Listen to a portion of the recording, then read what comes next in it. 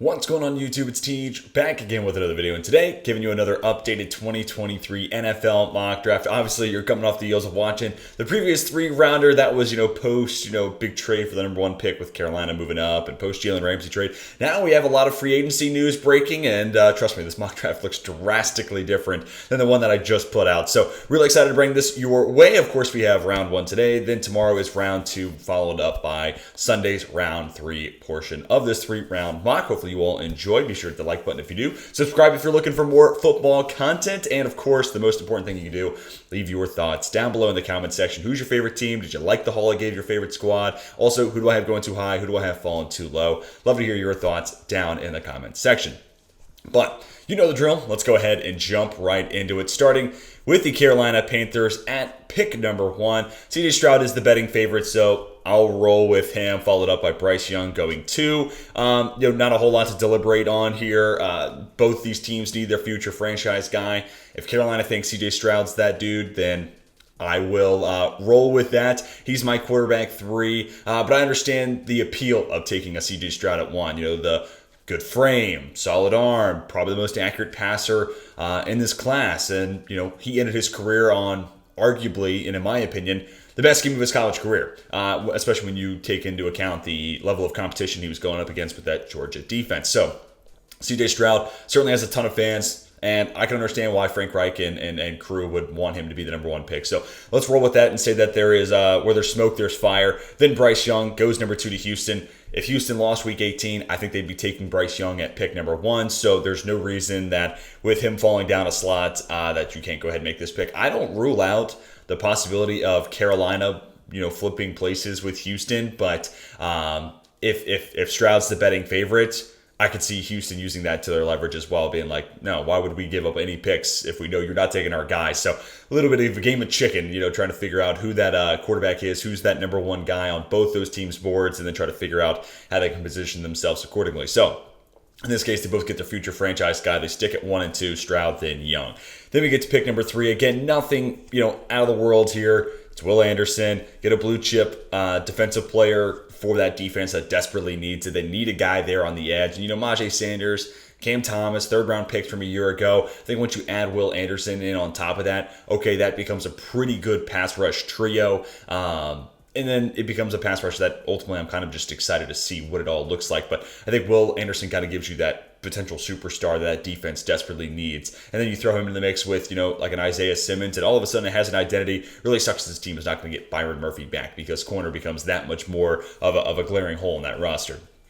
Next up, the Indianapolis Colts. This time I'm going to go Will Levis. I went Anthony Richardson last time, and I wouldn't doubt that Richardson goes before Levis. Levis is my QB2, but getting a kind of feel for where everyone else is at, it feels like, Anthony Richardson is the dude over Will Levis, and I get it, freaky athleticism, and we'll talk about Richardson in just a little bit. But Levis, I like the quick release. I think he looked better in 2021 under Liam Cohen, who was the Rams OC last year, versus what he looked like this year, and that's unfortunate, but especially going back to that tape, I think you see a better decision maker and a guy who has more around him, a better offensive line, more receivers, and he can kind of just play within the offense. So then you get a scheme change. He loses a lot of talent. I think it was just kind of a rough situation around him at Kentucky. And it creates this interesting, perspective. You see CJ Stroud, he's got like this premier roster around him, this premier situation, the Ryan Day offense. And then you have Will Levis down here playing in the SEC, but with not the level of a team that will make you seriously competitive because of that he's having to win games all by himself. And I think once we get to the NFL level, those two will go past one another in some way or another. And I think if Levis ends up in Indianapolis as much as, Shane Steichen, if he got Anthony Richardson here, it feels like he could, sort of continue what they were doing with Jalen Hurts and, having that high floor offense with, rushing quarterback. Well, Levis has good mobility, and I could see this maybe being more like Steichen in his tenure with the Chargers and, Justin Herbert being the quarterback there and Steichen being there his rookie year. So it could play out a little bit more like that, but I could also see where, Richardson, going to his Philadelphia days, maybe that's his preference. But I'd like to see the pick here be Levis, in my personal opinion. Gives them a guy who's ready to start now. They are cutting Matt Ryan, which really is no surprise. Then we get to Seattle at pick number 5. I'm going to go ahead and make it Jalen Carter. And I know they had the big contract for Draymond Jones, and that's one, of those, 3-4 DNs in that base 3-4. And then they brought back Jaron Reed. But you look at that contract for Reed, and it maxes out at like $10.8 million. So on a 2-year contract, if a guy's making less than $5.5 million per year, sorry, that's just not a contract that at its absolute most that I'm really that worried about. And, the base salary is much lower than that. So I don't really look at Jaron Reed as any sort of deterrent for taking Jalen Carter here, who I think pair him up with Draymond Jones on the inside. That gets really scary, especially once you get into passing downs and you're talking about, being a nickel, being a dime, and those two guys are working from the interior. That becomes a really nasty duo on the inside. And we see how much offenses struggle against Aaron Donald when that's one guy. And Aaron Donald, the best player, in my opinion, since Lawrence Taylor on the defensive side. So, that's an extreme example to pull. But what happens if you have two of those interior disruptors? Feels like it'll give offenses a lot of headaches. So, obviously, a lot to figure out with Jalen Carter and his off-the-field situation right now. But I'm no lawyer. I'm no expert there. So, I won't try to act like I know what I'm talking about. So, we'll just have to wait and see. Let those in that professional field, take care of, their job. And then once we have more information, we'll talk about it then. But I think right now, Seattle, good culture place. Pete Carroll, I think he's earned the opportunity to take a guy like Jalen Carter. So I think this could ultimately work out. And, if no more news comes out, I still think Carter's going to go either 5 or 6 here to Seattle or Detroit. And then at the absolute worst, Philadelphia at 10.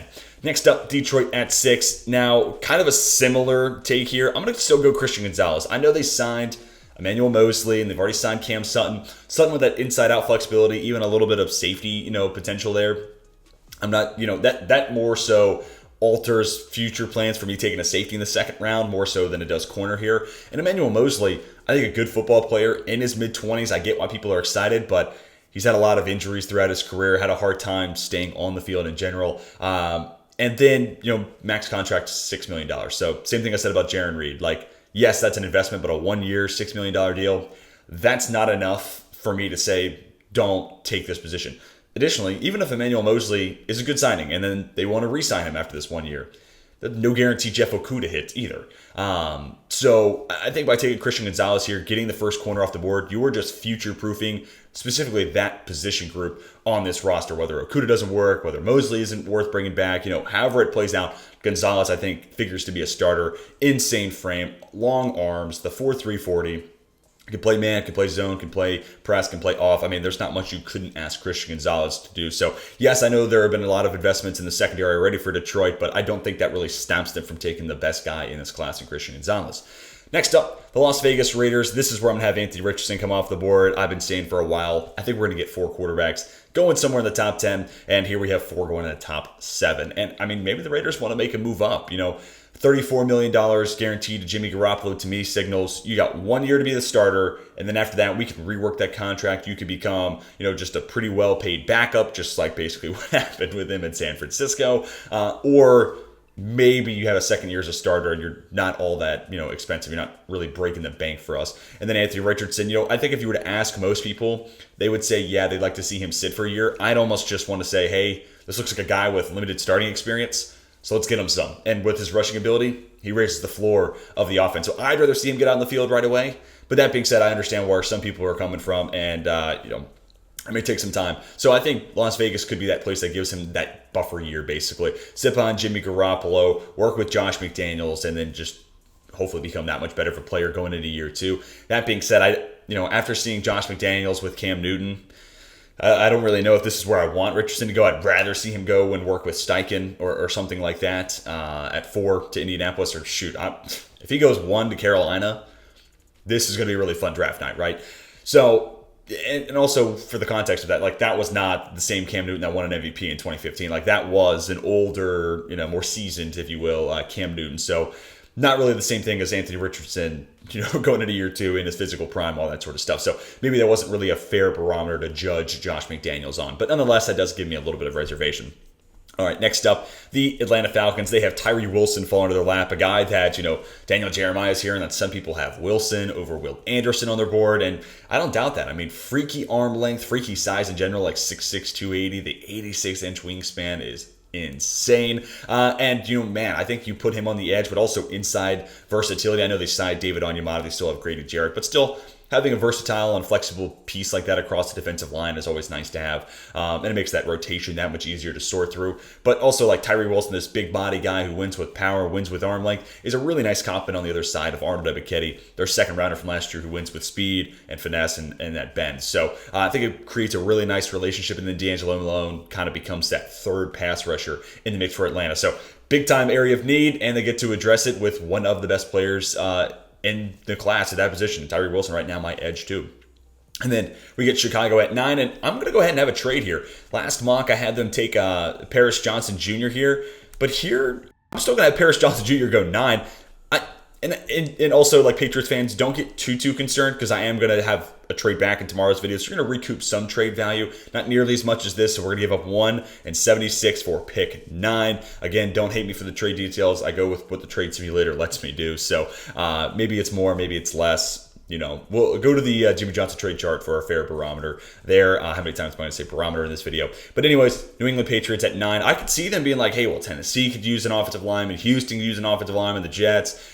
A lot of teams ahead of them that could potentially be in this market. And instead of like settling for a Peter Skoronski or Broderick Jones, like, yeah, it may cost you your third rounder, but to go get the best guy, in my opinion, in this class, when you need that bookend left tackle, I think it might be a fair price to pay. You move up 5 spots. Yeah, it's a lot, especially when you consider, you know, we're at the beginning of the first round board, so picks are worth a lot.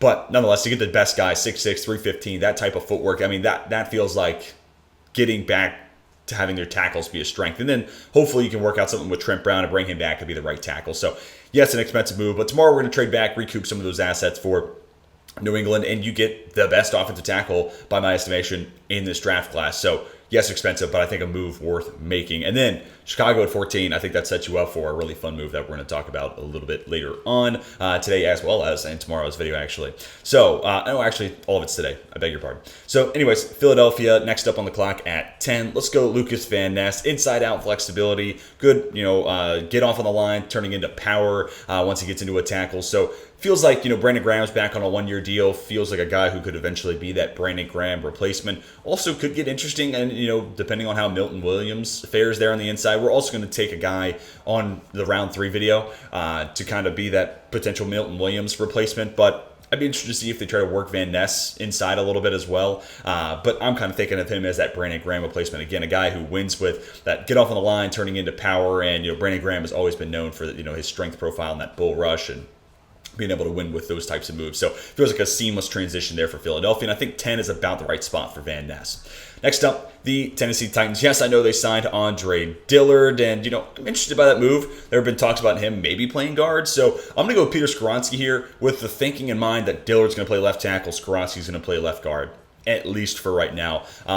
Just because they signed Dillard doesn't mean the job's done. And also Dillard, I think Jordan Mailata is one of the best tackles in football, but he was a first rounder that the Eagles traded up for that couldn't beat out a 7th rounder. Turned out to be a great football player. And when we got to see Dillard and fill-in duty, he wasn't too bad. But definitely a disappointing first-round pick. So no guarantee this really works out to extreme levels here for Tennessee. Like, there's no guarantee Andre Dillard becomes a Pro Bowler or an All-Pro guy. So I still think Skoronski is the right move here. And in a perfect world, Dillard does proved to be an awesome signing there at left tackle. And then Skoronski is an awesome guard, and all of a sudden that Titans offensive line looks a whole lot better, and they really need 2 guard spots, especially after losing Nate Davis to the Chicago Bears. So I don't think they're done with the offensive line. I think Skoronski gives them good value there at 11.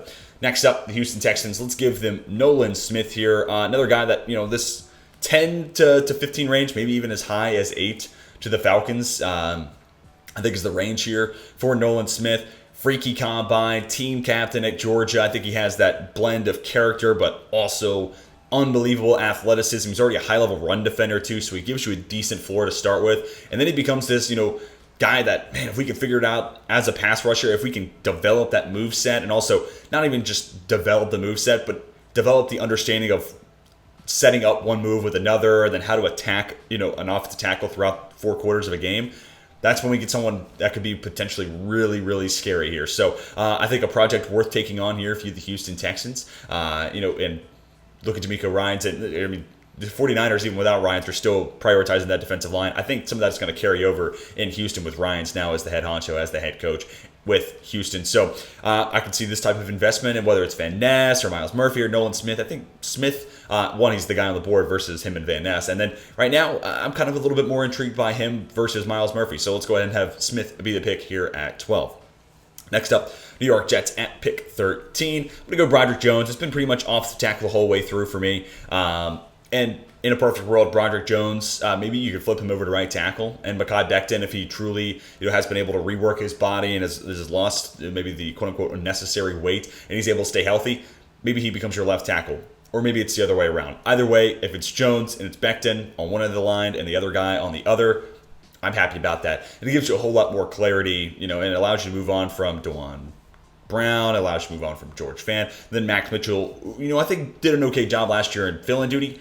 I think he serves better as a swing tackle for this team. So in a perfect world, Jones, Becton hit, and then Mitchell becomes this flexible piece that maybe you can even move inside to guard when push comes to shove, but he can just kind of be the swing tackle and, your sixth offensive lineman. So Jones falls in your lap, feels like a guy that Joe Douglas would really, really like. Okay, Chicago Bears here at 14. This could be potentially controversial, but make the pick Jackson Smith-Njigba. It's another draft where I have JSN be the first wide receiver off the board, and I am not a huge JSN guy. Noted that he's my wide receiver 4 right now. We'll see if Addison doesn't run a better 40 time at his pro day, and it really does feel like 4.49 is his true speed. Maybe I'll flip those two as well. But my main reservation was that he's a slot-only guy to me. But, when comparing a wide receiver trio of DJ Moore, Darnell Mooney, and Chase Claypool, yeah, it's solid. And I really like DJ Moore. And, hey, I'm a Notre Dame fan and a Steelers fan. If there's anybody who should like Chase Claypool, it's me. But I'm sorry, the wide receiver trio of DJ Moore, Darnell Mooney, and Jackson Smith-Njigba is way scarier in my estimation. Like, I would not let Chase Claypool prevent you, if you're the Bears, from drafting Jackson Smith-Njigba to be this insane volume, unbelievable separator from the slot. I mean, 6'5", 7'3" cone shows a lot of short area burst and explosiveness. And then DJ Moore can do a little bit of everything, went deep down the field underneath. He's a good route runner, intermediate as well. And then Darnell Mooney, hard to bring down, good yak weapon, but also over the top speed. And then, honestly, at that point, Mooney or Claypool, whoever earns that other starting job. I think JSN becomes your slot dude, and then obviously DJ Moore is your wide receiver 1, and then let Mooney and Claypool go through a battle, and whoever wins that other starting spot earns it. But man, I just would not let JSN, especially when you recoup an extra third-round pick, pass you by here. And I think it's a clear-cut upgrade over Chase Claypool, which, again, I'm a Notre Dame and I'm a Steelers fan. Like, if there's anybody who should love Chase Claypool, it's me. But, I really don't think he's all that, which is disappointing because I liked him as a second rounder, and pick 33 was really too rich for Chicago's blood for that trade for Claypool. So I'd like to see them go ahead and take JSN here, despite, having Claypool on the roster. I just don't think he should be the reason you prevent yourself from getting better. So anyways, let's move on to the Green Bay Packers, and let's talk about Brian Branch. First time I've been able to make this pick happen, I think, in any of my mocks, but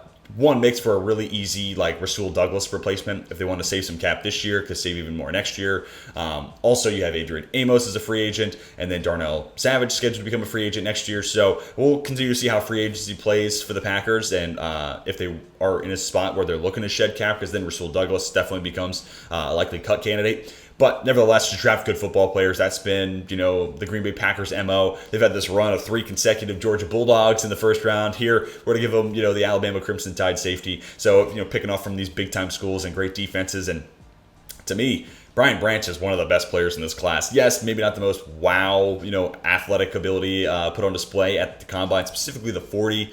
Was a little bit of a letdown, but I think this is one of those guys where you look at the NGS data and the on-field speed, and that plays more than what you got with the 40. And also just a sure tackler, great in coverage, man zone. You can do so many different things with him. Also can be utilized as a blitzer. So would love to see that Packers defense get this type of versatile chess piece. It almost harkens back to when the Bucs got Antoine Winfield Jr., and they were just having him move all over the field, giving headaches to opposing offenses. Love to see Green Bay get something similar here with Brian Branch. All right, next up, the Washington Commanders, and them as well as the Pittsburgh Steelers. I'm going to go ahead and have to take corner. This time, I'm going to go Witherspoon, Joey Porter Jr. I think in the last mock, I did it just the other way around, Joey Porter Jr., Witherspoon. It could easily break out either way. Both teams desperately need corner. I know Pittsburgh signed Patrick Peterson, but that is not a long-term answer, and don't fool yourself if you're a Steelers fan thinking that it is.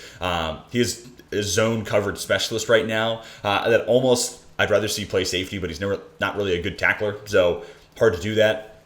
And then for Washington, they just don't have that guy yet. And I think by giving them Devon Witherspoon, maybe that makes Benjamin St-Juste that much more effective as that CB2. You also get Kendall Fuller, hopefully coming back healthy. So I just think by adding that potential CB1 into both these rooms, I feel that much better about both defenses, especially when you consider both these teams have crazy pass rushes. So if you find that number one guy, like I think back a couple years ago with Pittsburgh and Joe Hayden, like Hayden was not the Joe Hayden of Cleveland days. Like he was not that dude anymore.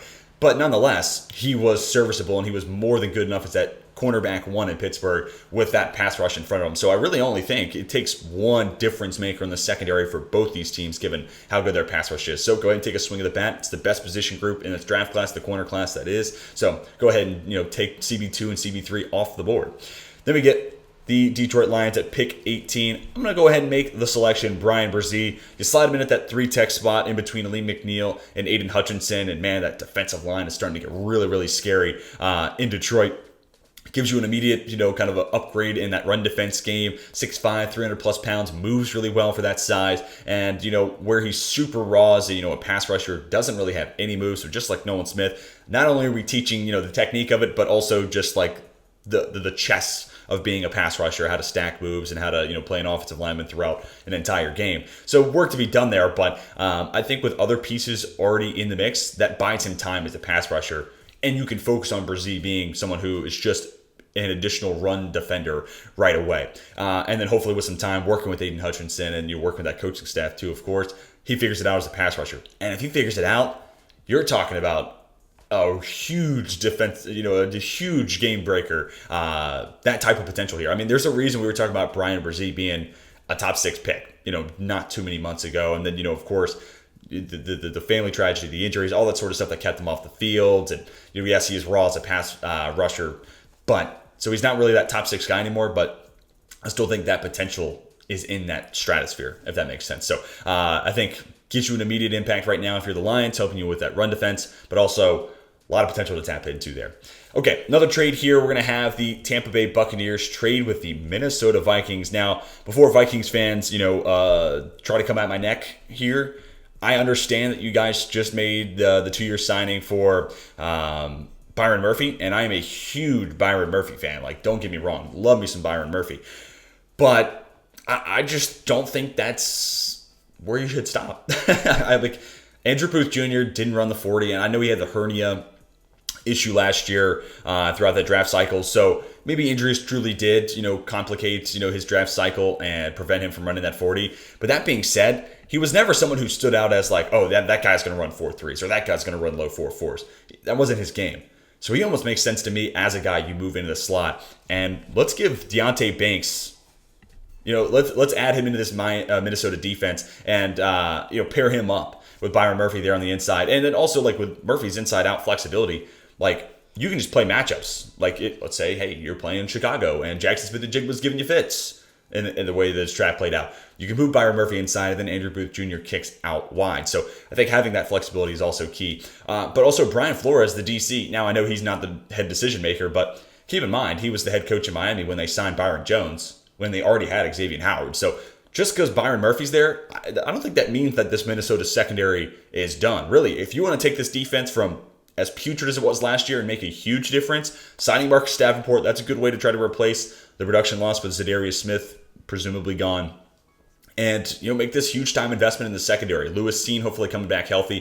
Deonte Banks paired up with Byron Murphy. And then year 2 of Andrew Booth Jr. That's when that secondary has the potential to become a real strength of this roster. So, yes, I know they signed somebody already, but I don't think they should stop there. All right, Seattle next up at 20. Let's go to Trenton Simpson here. It's been a while since I've actually had the Seahawks take linebacker in round 1, and I don't rule it out. We'll see. Maybe they're, going to be back in to the business of bringing Bobby Wagner back. And if they do, that definitely changes some things. But as of right now, as of the time of recording, that has not happened. So don't beat me over the head with it. But adding this type of safety skill set in a linebacker body, pairing him up with Jordan Brooks, this has been kind of a problem area for the Seahawks since, the peak days of the Legion of Boom and Bobby Wagner and KJ Wright being a formidable duo. So trying to get that duo back in the middle of the defense, I think, is something that Seattle should prioritize. And it's been a while since I've gone Simpson here, so sideline to sideline capabilities, also a really good run defender. You can even do some stuff with him in the nickel that I think is kind of interesting. So versatile chess piece, and adding that type of player to the Seattle defense, I think, makes him that much scarier. Also, another player that helps stop the run, which was a bit of an issue down the stretch just before Seahawks got back on track, week 17 and week 18 of last year. Next up, the LA Chargers, and man, I really thought about Bijan Robinson here just because Austin Eckler requested a trade. It's always hard to find Bijan a home in these mock drafts, so a lot was saying, hey, just go Bijan here, but I'm sorry. Quentin Johnson is staring me straight in the face, and I'm so glad the Chargers were able to make it work and get Keenan Allen on a more team-friendly contract or a cap hit for this year at least. So now it's Quentin. This whole draft cycle, I've been saying I want them to add a wide receiver in addition to Mike Williams and Keenan Allen, and that's exactly what we get here. And then, dude, we're building a basketball team. 6'4" Quentin Johnston, 6'3" Mike Williams, and Keenan Allen I think is also like 6'2", 6'3". It's not really his game. He's the underneath separator. Mike Williams is the possession catch guy that can work deep down the field. And then Quentin Johnston, good yak, threat in this offense, but also, it's the over-the-top speed, the great body control, the ability to go catch it and win it in the air.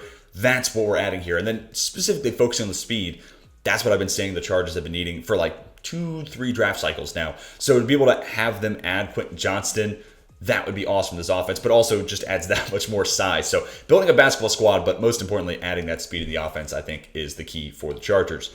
Next up, Ravens at 22. Little something different here. More often than not, I go wide receiver, but let's just play with stuff and let's go with Cam Smith this time around. Then we'll go wide receiver in the third round video.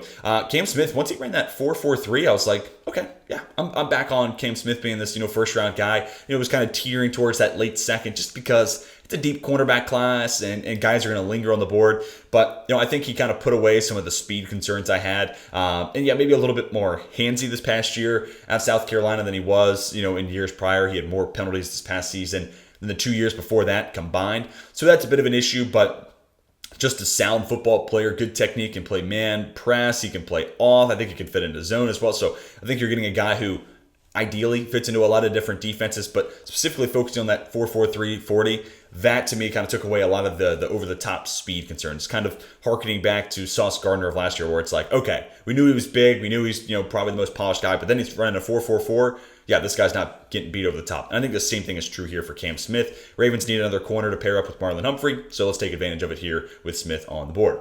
Next up, Tampa Bay, and so they trade back here with Minnesota. Yeah, this is going to turn into Bijan Robinson. I'd love to make it something other than that.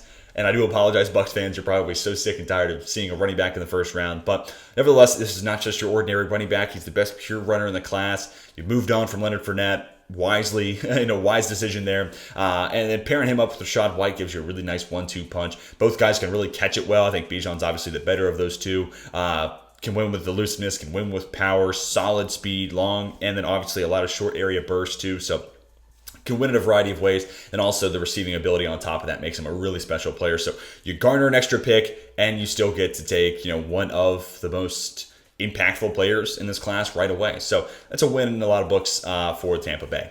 Next up, Jacksonville at 24. This is going to be Darnell Wright. No guarantee that they have to go tackle here if they really believe in Walker Little, but I'd rather not find out that Walker Little's not Walker Little. I don't know why that name is such a tongue twister for me, but Walker Little, I'd rather not find out that it's a problem mid-season, right? Like I'd rather just be proactive here and address a potential problem spot right here, right now, and then we'll figure out where we can get Walker Little onto the field. And maybe he just becomes, the Cam Robinson replacement in a couple years' time. So Wright was really good after flipping over from the left side to play right tackle at Tennessee. I think he was protected a little bit in the Josh Heupel offense, sure, but good mover, good size. Does a lot of different things really, really well. And I think plug-and-play right tackle starter here for the Jags, replacing Jawan Taylor. Next up, the New York Giants. I'm going to have him take Jordan Addison. If he's on the board, this is almost always going to be my pick. Yes, the 4.49 40 was less than ideal, but I still think if he's running somewhere in the 4.4s, I'm not really worried about it. This guy's maybe the best route runner immediately in this class. Can win in the intermediate parts of the field, but also deep down the field. So I think this just gives that Brian Daboll, Mike Kafka offense someone who can win at the first down marker and beyond. Won't give you much in the way of being like a yak guy, but he does a whole lot else right. And really cleaned up on his drops this past year at USC. The volume went down. It wasn't quite like through the roof like it was in Pittsburgh. And I think that was part of the reason he did have, the drops. So the drop percentage is close to one another. But it was good to see the drops number itself go down. And it was good to see him be, the headline guy in a better program and a better offense than what Pittsburgh was. No disrespect to the Panthers of that year, but USC was a top 10 team for the majority of the season and got to play in the Rose Bowl, if memory serves. If not, they had a Premier Bowl game. So it was good to see Addison be able to take that pseudo step forward at a bigger school, and I think that makes that transition to the NFL that much easier. All right, Dallas Cowboys, sticking in the wide receiver room. Let's go Zay Flowers. Inside out flexibility here, which was key. I'd like to keep CeeDee Lamb in the slot as much as possible, 60-70% of the time ideally. And then Zay Flowers, I think, is more than capable of playing on the outside. Gives you another yak weapon in this offense to make the game simple for Dak Prescott. And then this paired up with what we're going to do in the second round. The mission in mind is keep a good supporting cast around Dak Prescott. The defense is already really good. We'll address that in the third round video, get some extra reinforcements in the mix for Dan Quinn. But with, wide receiver kind of becoming something they were looking to add, they were in on the OBJ market, then they settled for T.Y. Hilton. Felt like something that they were going to try to address this offseason. And then, losing Dalton Schultz more than likely. We'll address tight end tomorrow. So again, trying to keep the most stable and the best ecosystem possible around Dak Prescott. That's my precedent here. But also the deep over-the-top speed here for Flowers basically gives you what you were looking to add last year with OBJ and ultimately what you got with T.Y. Hilton.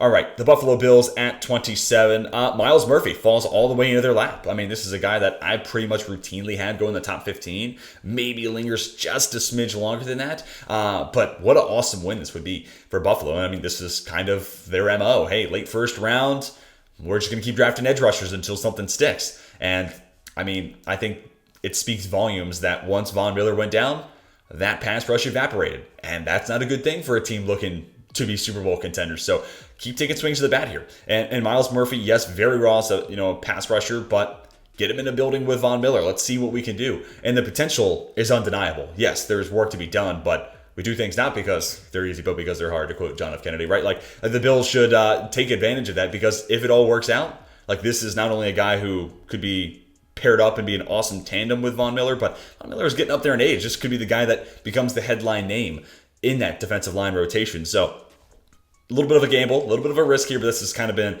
the Bills' MO of late. Keep adding edge, and then hopefully one of these guys will stick. And I think Murphy is awesome down here at 27. Next up, Cincinnati Bengals at 28. Let's go Anton Harrison. To me, my OT3, really smooth moving and fluid in pass protection. 3-year starter as well, and a very pass-happy offense, especially going back to the Lincoln Riley days. So I think you're getting a guy who immediately gives you an upgrade over Jonah Williams. And then I think the idea would, for me, move Williams inside to play left guard. Let's take Jackson Carman off the field, unless they feel really good about Cordell Volson, mid-round pick from last year. If so, then okay, let's just make it a camp battle at right tackle between Collins and Williams. But ultimately, that continues my point. I'd move Williams inside to play guard, and then if Collins is unhealthy or it's just not playing well at right tackle, Jonah Williams flips over to the other side. Wouldn't be surprised if they add another guy in free agency. Like if Riley Reif is like lingering on the free agent market and they can get him for cheap, wouldn't hate them bringing him back just in case Collins, again, battles injuries or just hits a wall, right? So I think sure enough, that offensive line is something that a lot of Bengals fans want to see here at 28. Next up, we get the New Orleans Saints, and Vado Sirens Torrance continue to fall and fall and fall. And I think this would be an awesome situation for the Saints to have play out. I think they could definitely use an upgrade there at guard. Andres Pete, I really, he gets a lot of money, but to me, not as good as what the money, would suggest he might be. And even Cesar Ruiz, you might be able to get an upgrade there. He comes with some center flexibility additionally. So I think Torrance, to me, right now, let's just figure on him being a left guard upgrade. You can move on from Andres Pete, could be a cut candidate too. I haven't looked at the contract. But nonetheless, an upgrade's an upgrade. And, I know Sean Payton valued his guards a ton, but I still think, Pete Carmichael's the OC. He's basically a continuation of what was there before. I think it's going to continue to be a big-time area of prioritization. And if Sirens Torrance falls all the way to 30, I think that's a very awesome draft board occurrence there for the Saints. You don't have to move up to go get your guy. You just have one of the best players in this class fall into your lap. And in my opinion, the best interior offensive lineman if we're excluding Peter Skoronski. All right, 2 more picks to go. The Philadelphia Eagles at 30. I'm actually going to have a trade here. I didn't really like what I had on the board for Philadelphia because Van Ness, inside out flexibility. I was like, you could go Kalijah Kancey here, and that would be interesting. But ultimately, what I'm going to do is have Calijah Kancey be the pick. I just need to locate the team that's going to trade with him, and that's going to be the Chicago Bears. And remember that pick number 76 that we got earlier from New England? Bingo. That's going to be the same pick we used to get back into the first round. So by trading from 9 to 14, you take Jackson Smith and Jigba, and I think, again, that trio of DJ Moore, Darnell Mooney, JSN is way scarier than Moore, Moody, and Claypool. And then we use that same pick we got back from New England to draft that 3-tech that is so pivotal and so paramount for that Matt Eberflus defense. Now, I know they signed DeMarcus Walker and Justin Jones is there, but I think you can do better. Walker's 28, I think maybe even turning 29 during the season next year. And Justin Jones, I think you can just do better there. Sorry. So go ahead and get this guy with unbelievable get off, 4.67 40 time. And I mean, literally watch his film at Pittsburgh. You really don't have to watch long before you'll see a play where he is into an offensive lineman before they're out of their stance. That type of disruption at that 3-tech spot that Eberflus needs, that's a guy I want in that defense. So love to see them use that asset they got earlier and then be able to take advantage of it, be able to get a Kancey. So first round haul of JSN and Calijah Kancey. That's a big win there for Chicago. All right, final pick for the first round video. It's going to be Will McDonald. Love the idea of pairing him up with George Karlaftis and having one guy who wins with power and violent hands, then one guy who wins with speed, finesse, and bend. And that's certainly Will McDonald. Played on the inside at Iowa State, but he's an outside edge rusher, 6'3", 240. He needs to be attacking the outside shoulder of offensive linemen. So love to have him be the running mate with Karlaftis. But that is going to do it for the first round video. I'm scrolling across the top so you all can see each and every pick one more time. But be sure to share your thoughts down below in the comment section. Who's your favorite team? And did you like the pick that I gave your squad? Did you like it? Did you love it? Did you fall somewhere there in between? No matter how you feel, I'd love to hear your comments and your feedback down below. And of course, who do I have going too high? Who do I have falling too low? Love to hear your thoughts there on how the board shaked out as well. But be sure to come back tomorrow when we have the round 2 video coming out. And until then, my name is Tej, and I am signing off.